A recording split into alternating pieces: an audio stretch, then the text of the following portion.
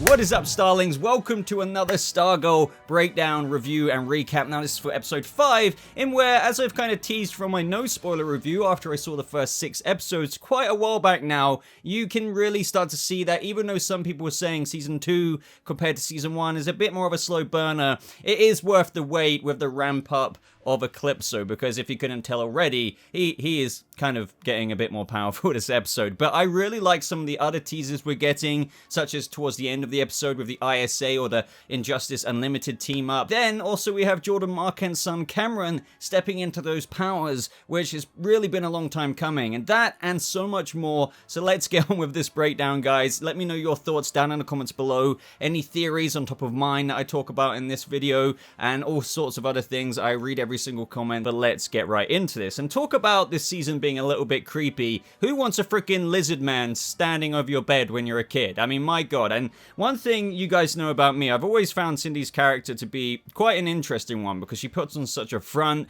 and don't get me wrong, it's not just a front, she is pretty wicked and evil at times, but it comes from and stems from a place of vulnerability and these scars of the past. And this season so far has been kind of showing that in little teasers here and there, to the point of where she even cared about her stepmom and didn't want Eclipso to do what he did to her, which was kind of drain her soul. But yeah, now we get a flashback to Farmersville, California 10 years ago, where we hear a young Cindy scream out for help. Her mum comes and she says that she saw dad and he wants to change her. I don't want to be like him. And was that even a dream? No, because it turns out he was actually there. But yeah, it's interesting seeing Cindy's mum again. At this point in time, it's like they had already been with Dragon King but escaped. But it turns out that, as we know, he catches up with them, and he does indeed do the experiments on his daughter, which leads to her in a 4th grade class killing her own mother, which from ever since then she grew into a person who really buried that with a lot of, well, it just built up her character today to be quite kind of cold. So it's always great seeing more insight into the character's past, because they seem to be concentrating on Cindy's character quite a lot this season, and obviously so, because she's the one wielding the Black Diamond. But that's when it cuts to Cindy in present day, and she's starting to scout out Cameron Markent, because obviously, as we know, she's starting her Injustice Unlimited little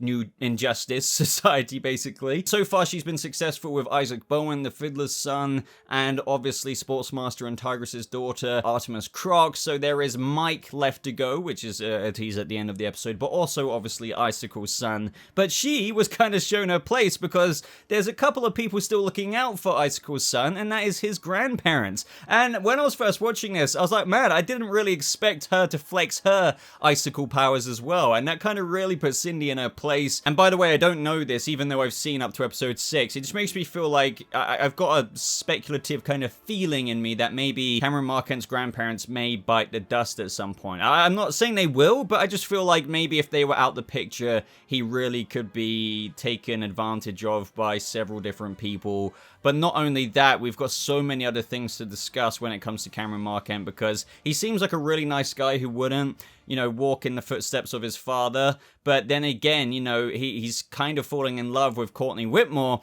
and then he's got to find out that she was a part of the JSA who helped stop Icicle, which, you know, with the proper context, it's not as bad as it sounds, because it's not like Courtney murdered his father, but still, this is a TV show. It's never going to end out, you know, with a proper clear perspective saying, oh, you know, I understand, Courtney, you know, I understand you didn't kill my father. It's going to end bad.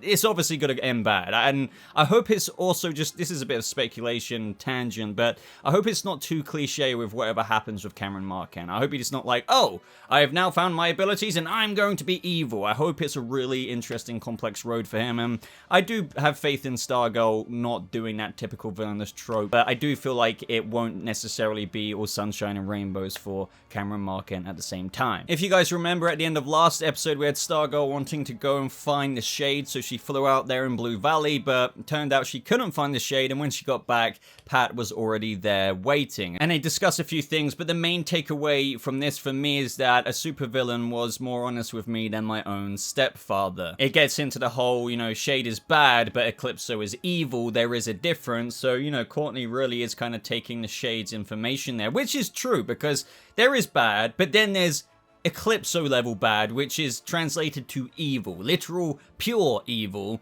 and I think you guys are starting to understand that just from the teasers we even got in this episode. Like, trust me, you still haven't seen nothing yet when it comes to Eclipso. But we got a little bit of an upgrade in terms of how to start to tackle Eclipso, so Pat mentions how we don't need the shade to find the Black Diamond, they've got the weather, because the Black Diamond brings out a darkness not just in people, but in places, so the weather in Nebraska this week, everywhere is clear and sunny statewide, except for Blue Valley, so that gives them a little bit of a clue as to how to find the Heart of Darkness, aka the Black Diamond, and hopefully put a stop to it for once and for all. Pat does apologize that he didn't tell Courtney about Dr. Midnight's daughter, and that's when, this is gonna add some more drama. Courtney's like, and you're sure there's nothing else? And he's like, nope. And when he, leaves the door, he's feeling very guilty because he's still keeping something from Courtney that we as the audience don't know. I don't even know what it is. Like, seriously, something really bad must have happened with the JSA and Eclipso that I genuinely don't know. And I asked this question to you guys in the previous video as to what you think it could be, and there were some super interesting responses. So yet again, add some similar responses down in the comments below. I want to keep this theory going with your guys' theory as to what Barbara and Pat, well, Barbara now knows about it, but what Pat told Barbara about how it will change the kids forever if they knew about it. Throughout the episode, we get a few more teases for Cameron Marquand, such as the icicle music and stuff, the wind blowing as he's painting his father's image on the side of that wall. But Cameron heads into school because of the Blue Valley Eclipso weather that's going on. It's got to rain, so he can't exactly paint what he was going to do. And that's when the teacher finds out his little art book of Courtney, and he encourages him to tell Courtney about it, because if you can't always articulate it yourself, maybe your artwork can show your feelings for you. And to be honest, I like how this is going along. We haven't had too much Cameron, to be honest, in the first season.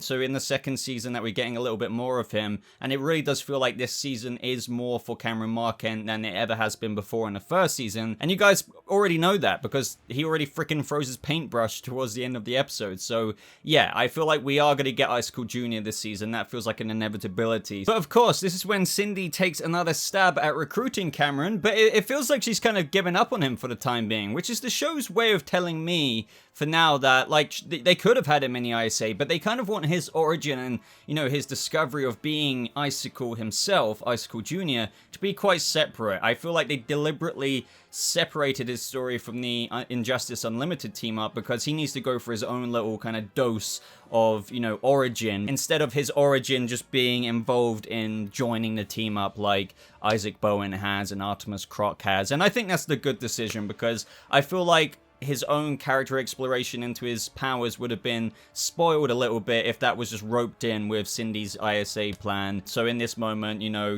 Cameron kind of slights Cindy through saying about the 4th grade thing and how she never cared about her mother and whatnot. This really triggers Cindy to kind of get a little shiv blade out, but luckily the teacher came in and stopped that from happening. But the biggest takeaway from this scene is that Eclipso hijacked this poor teacher's mind, even without Cindy's knowledge. So as we know, Eclipso has been gaining power, more and more power, even beyond the Black Diamond. To be honest, I have to say, I feel really bad for this teacher. Like, just throughout the episodes and now seeing him, like, in this situation, the poor guy, right? I've mentioned this before as well, but I really like how Barbara is getting more scenes, and this season, it does feel like her scenes are quite dosed with the Shade. So we literally have the Shade visit Barbara Whitmore once again, and that is kind of to, like, warn her about how Courtney still keeps finding him, and he doesn't want the Scooby Gang meddling in his business. And this particular line where he says, "and you have an extra quality. It reminds me of someone from long ago." Now, this is where Barbara, and I can't blame her, it's quite funny because it's like, wait, but before you get there, freaking Icicle had a thing about me. Now you're a freaking another villain for all I know, and now what, are you saying you liked me as well? Like, Barbara's just like, what is it with the big villains kind of seeing me as some kind of prize? But he was not like that at all. He was just saying that she reminds him of someone from long ago. Now, I could be reading into this, and by the way, just so I'm assuring you guys, I don't know anything about this despite seeing episode 6. This someone long ago, I feel like it's kind of predictable saying this, but I'm wondering, this person that Barbara Whitmore reminds the Shade of, I'm feeling may have been family to the Shade, and perhaps this is his own drive for going after Eclipso because he killed his own family member, maybe his mother, maybe his sister, or somebody who was close to him. Even though the Shade says, like, he's lived a long time and he's bored, and that's why he wants to help out. No, he's got bad memories that he's been personally affected by Eclipso, and I can't wait to find out what that is. Sure, that's an assumption from me,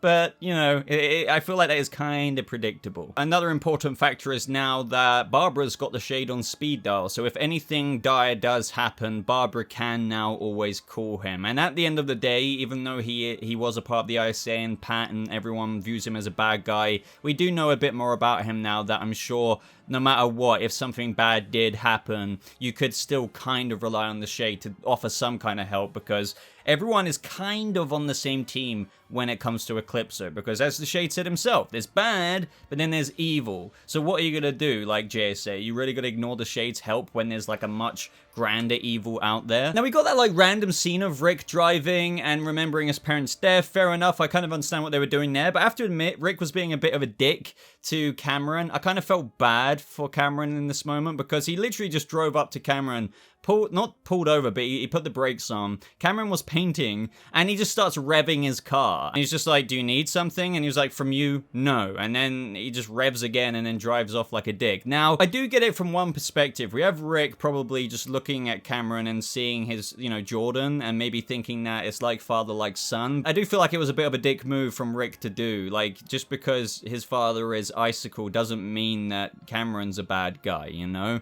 But ultimately, they are kids, they are teenagers, and Rick probably just has stigmatized him. And I guess that's what it's meant to show. But it still kind of felt like a little bit of a random scene to put in there. But I don't know, maybe, as I said, they just wanted to show the stigma that someone like Rick has against even somebody who is innocent right now, Cameron Marquand. But it might also foreshadow a bit of a future for these two characters as well. Next scene is when we get a little bit more detail about the whole Dr. Charles McNider still being alive, because as we literally saw at the end of the episode, and this is the interesting thing, I love it when shows do this, you know, the audience knows, but the characters don't know. So we literally saw, and a lot of you guys liked my name for it, Dr. Charles McNider in the Shade Force, or did I call it the Shadow Force? The Shade Force, I think I called it the Shade Force. So it's like the Speed Force in a way, but yeah, the characters technically, even though Beth really thinks he's alive, because of her communication in the goggles, she tries to take this to Pat, and Pat understandably and logically thinks that, you know,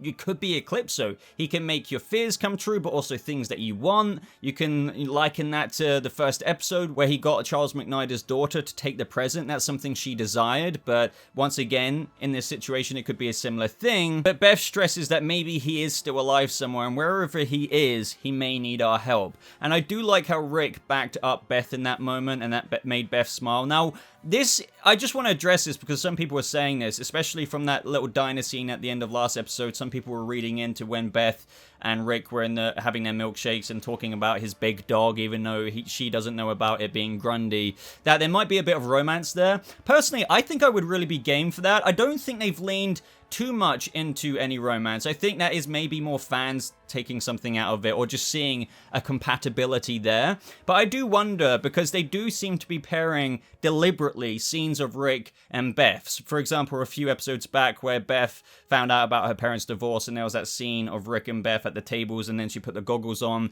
Yet again, they're quite a pairing this season, where like maybe other characters walk away and it's just those two left. And so I am kind of vibing that, and I do wonder if they're kind of foreshadowing it, and I would love your thoughts on that. And Pat ultimately did say, if Beth is right and Dr. McNider is alive, then we won't rest until we find him. So theory time, that would require the Shade to let Dr. McNider out of the Shade Force, if you know what I mean. But I do wonder if the Shade can even do that. Now, that may seem silly, but I know he is the Shade and he can tap into the Shade Force. But then again, maybe he has kept him there because he just never wanted another JSA member running about. But I don't know. I am intrigued about if he can just take him out like that. But I do sense in a predictable way, maybe they're going to need Charles McNider's help, and he can also give a lot of insight into the past of the... I mean, think about this, like, seriously. I know Pat has this information, but with another new JSA member, not new JSA, an original JSA member coming into present day, knowing all of the past, having also dealt with Eclipso, and he is not even a sidekick like Pat was. He is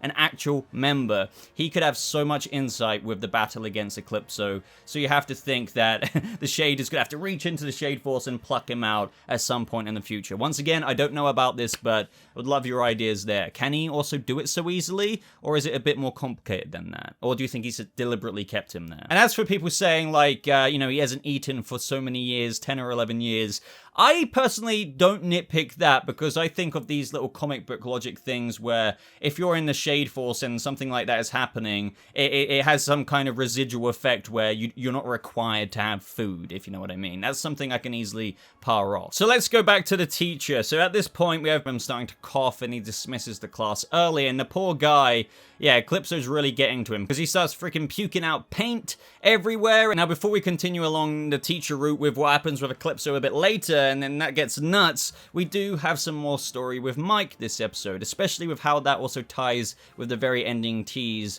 at the ISA HQ with the picture of Mike. So here we see Mike at Zeke's little car yard, and he's once again, I feel so sorry for Mike as a character, because I know I don't really need to remind you, but really try and put yourself in the frame of mind of where he was at, and where he also like lost the pink pen. He had something that could actually have made him really relevant to be a new JSA member, and I'm not trying to say that he's not relevant now, but just from his perspective, he had a mantle to uphold, the Thunderbolt, but now it's gone. So now you see him at a freaking car yard just being like, oh, yeah, I want to patch up this car maybe so it's a quick getaway car. I feel like that must be such a deranking kind of thing to go through in your mind, and in this moment, Pat is a bit kind of combative with, what are you doing here? Why are you doing this? What's going on? And Barbara luckily gives him a nudge, and that kind of makes Pat understand that he also knows what it's like to be in Mike's shoes, wanting to be more involved with Sylvester Pemberton and the JSA, like we saw in that flashback when they were going to face the ISA, when they actually died. If you guys remember, Pat wanted to be involved in that. He knows what it's like. So he knows what his son's going through, so he eventually says we can work on a JSA project together. And I'm really looking forward to seeing what that could be, because I want Mike to be propelled a bit forward and be a bit more included. I know some people don't care about Mike, but I do. And yeah, I just found it like a heartwarming scene, especially when he hugged Pat and, they left the yard and whatnot. The next scenes consist of some romantic scenes between Cameron and Courtney, of course. It's been something that's been cooking away ever since season 1, and finally it's getting to the point of where it's basically admitting your feelings if you're showing the artwork like that, and I found that very sweet. And it's got to the point of where Courtney went back to Cameron's home, they were kind of bonding even more, but I feel like they're setting up even more foreshadowing for Cameron going a bit bad, maybe. I just hope that there is a bit more than this, because when Courtney started getting the texts about the weather patterns and, how Beth maybe thought that they found a location where they could go investigate to find the Black Diamond, it meant that Courtney had to go again. And that's when Cameron was like, you always do this, Courtney. You either never show up or you always just leave. And I do understand that frustration. I just hope that this isn't, it's not the sole motivation, because obviously if he does go bad or something like that, he's going to find out the history about his father's death. And that will be a big, reason to spiral down some kind of villainous route to some extent. I just hope that they don't lean too much on, oh, but we never became boyfriend and girlfriend too much or something. That would be a bit kind of weak. So I hope that this doesn't propel too much in that direction, because I feel like Cameron should be able to tell that Courtney does like him. But regardless, when Courtney does say this is the last time that she will let something get, an interruption get in the way of both of them, it's going to happen again. And I think that kind of frustration from Cameron, where he really likes Courtney, is going to turn into a bit of, I don't know if I want to say resentment, but a bit of disdain maybe or something, where that in combination with the truth about his father, you have to think in the cliche TV way it's going to put him down a dark path. But I don't think it is going to be as predictable as that, because, well, as I said, I think the writers will understand that that is too predictable, and there's going to be a few spanners that are also thrown into the works that maybe we can't even predict. But now we're more or less at the end of the episode, and this is where they go to the kind of epicenter of the wind patterns or whatever, and that is right above the school, so they're all suited and booted, and that they realize the teacher could still be in trouble because his car was still left behind there. So they go into the school, and as I said earlier, the teacher has put paint absolutely everywhere, and it's obviously all the Black Diamond, and I love how sinister the music is, by the way, because I feel like this could be more cheesy or something, but I feel like they're doing a really good job at not going like too dark into horror, but it's not a cheesy. I feel like I just have to recognize that this is really kind of cool, creepy villains, because when you're bringing in someone like Eclipso, you could make it a lot cheesier and it might not come across as cool and scary kind of vibes as it is now, but I'm really involved in this. This is where stuff started to go crazy for everyone, because Eclipso's power growing to this point means that he can get into everyone's mind, especially with how the teacher is hijacked. I guess his power kind of sets this circumference of effect, if you will, and the fact that the new JSA are in there, that means Eclipso can get into their minds a bit. So of course we have Yolanda getting that pain again. So that does make me think, well, all the prior pain moments because of Eclipso, but that doesn't really add up to me in a logical sense, and I would love your insight on this in the comments, because it's not like the Black Diamond was around Yolanda when she was getting that pain, and the Black Diamond affecting her now is because he's growing more powerful. So what was that pain about? Because I've been speculating about that for a while. I know she has guilt over murdering and stuff, Brainwave, but how did she get such migraine pains in the past? It makes sense here because it's Eclipso hijacking her mind, but yeah, I would love to know your thoughts on that. But everyone else starts to have their inner fears come out. Of course, we have Beth's parents for her. We have Rick kind of identifying between the monster and Grundy and himself. I really thought, to be honest, the effects, like the CGI, was decent here. It was really decent. Like, honestly, if anyone complains about this, then I'll be like, What?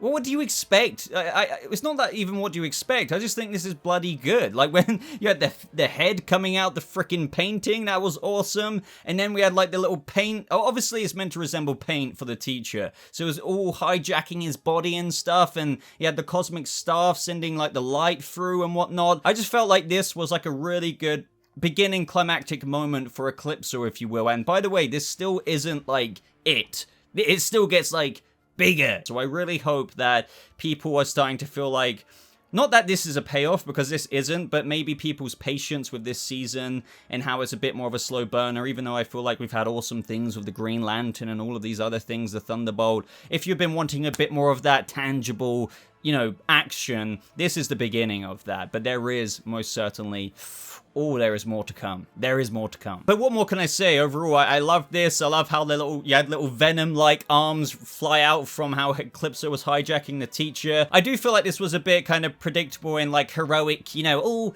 the light at the end of the tunnel kind of thing. You know, it was a bit predictable like that, but I still loved it. I felt like it was a really good heroic moment for Stargirl, even though it was like, you know, light versus darkness. Find the light, you know, touch the light. It was still a really cool heroic moment, and what I always say with this show is, you know, whether it's even though it's lighthearted, I still like it for so many reasons, and one of the biggest ones is that kind of younger Goonies, E.T. kind of spirit adventure vibe, and this was something that was really cool in that sense. As a result of this, Courtney did manage to save the teacher, but the poor guy is now being psychiatrically evaluated, because you have to think that would put you through the ringer after going through something like that. Pat does acknowledge that the fact that the Black Diamond wasn't actually there, yet Eclipso had that much hold in a location where the Black Diamond wasn't even at, means that he is growing even more powerful even outside of the diamond. So that should kind of give you a teaser for how big things will get in the next episode. And then at the end of the episode, it gives you a tease for literally how things are very much so ramped up, a lot more than what I think some people were expecting, because I was looking into some of the comments from last week's review, and I don't think some people were expecting the ISA Unlimited team to form like this. And like, they're already in the HQ. Like, Artemis is there, Cindy is there, Fiddler's there. They want to get in on the action, but Cindy's like, screw Cameron. So as I said, he's kind of out the picture, and I'm kind of glad about that, because I want him to have his own origin story, as I mentioned. But she says there's one little thing, Mike's picture. And Mike has been cooking away in the background for some time, as you know, ever since that picture first got teased. But oh, of course, you know, that wasn't actually the last tease. Of course, we had the freaking paintbrush, even though I kind of mentioned this earlier. He doesn't really understand what's happening to him. I love this. He kind of got stung because the cold was going through his hand, and he doesn't know what it is. And I wonder if he realized, or maybe the frosted, you know, melted off the paintbrush by the time he picked it up after this. I'm not sure. But ultimately, it doesn't matter. Like, the fact is, his powers are coming through now, and he's got to realize that, or if he hasn't done so already, because that paintbrush was freaking frozen to shite. So that gives me another theory time quickly to end off this video. Maybe the next scene we'll see from the grandparents, because I feel like they're on their way out, but maybe I'm wrong about that. The next scene could be them telling him about his heritage, and that would be really cool, because I really liked what they did with Jake Austin Walker's Brainwave Jr. Do you remember that episode where he kind of went through all the videotapes and he started learning about Brainwave's experiments and everything? I feel like it'd be really cool for Cameron to have a similar kind of, you know, introduction into what it means to be a part of this family. How far does it go back? Honing your powers and all of this stuff. I think there should be like another little cool montage for him. But that is the episode, guys. So I thought it was a bloody solid episode. It really did, you know, ramp up the plot threads in every corner, I feel. But ladies and gentlemen, let me know your thoughts. Like this video if you did enjoy it, especially if you got this far. I'd really appreciate that. If you got this far as well, leave in your comment with whatever comment you were going to type. Hashtag Eclipso is almost here. And other than that, ladies and gentlemen, just thank you so much for watching. I hope you all have a lovely rest of your day. And I'll see all of you starlings in the next video. Goodbye.